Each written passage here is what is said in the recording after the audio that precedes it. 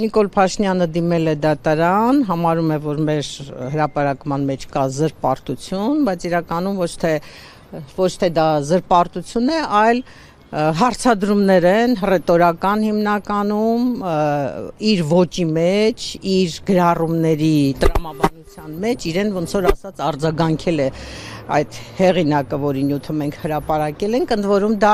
եթե հիշում եք, մայիս-հունիս ամիսներին ինքը շարունակ ստատուսներ էր գրում եկեղեցու դեմ, սրբազանների դեմ, վեհափառի դեմ, նույն տիպի հարցադրումներ էր անում, կուսակրոն եք արդյոք դուք, զավակ ունեք թե չունեք, խախտել եք արդյոք եկեղեցու կանոնագիրքը թե չէ, մեր այս հեղինակն էլ փորձել է նույն ոճի մեջ իրեն պատասխանել, որ արդյոք դավաճանում է Նիկոլ Փաշինյանը իր կնոջը, արդյոք ճիշտ են այսպիսի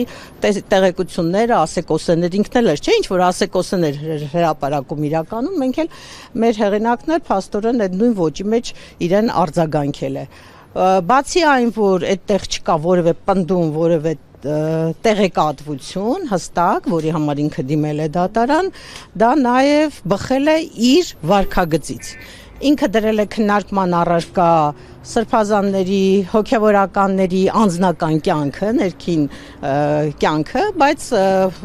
ըստ էության որպես պետության ղեկավար չունենալով այդ իրավունքը, որովհետև եկեղեցին գիտեք տարանջատված է պետությունից եւ պետությունը չի կարող միջամտել կուսակրոնության, եկեղեցու վարքականոնների մեջ։ Իսկ մեր հրապարակման հեղինակը որպես Հայաստանի Հանրապետության քաղաքացի միանգամայն իրավասու է, իրավունք ունի նման հարցադրումներ անել իր երկրի վարչապետին, հետաքրքրվել ինչքանով է բարեվարքության կանոնները ինքը պահում, իր անձնական կյանքում ինքը հետևում այդ սկզբունքներին, որը պահանջում է նույնիսկ հոգևորականներից, այսպես ասած։ Ճիշտ ասած ինձ համար բավականին մեծ անակնկալ էր, որ ինքը դիմեց դատարան, որտեվ ի վերջո գործ ունենք նախկին խմբագրի, նախկին լրագրողի հետ, որը հազարավոր նման հրապարակումներ է արել, շատ ավելի կոնկրետ տեղեկատվություն է հրապարակել, որոնց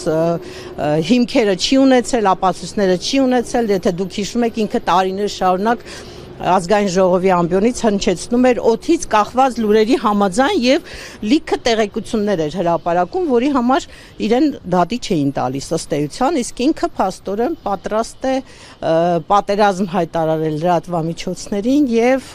նույնիսկ դիմել դատարան։ Իդեպ ասեմ նաեւ, որ սա առաջի դեպքն է, որ պետության ղեկավարը լրատվամիջոցի դեմ անձամբ դիմում է դատարան։ Մենք նման պրակտիկա չենք ունեցել մինչ այս, որտեվ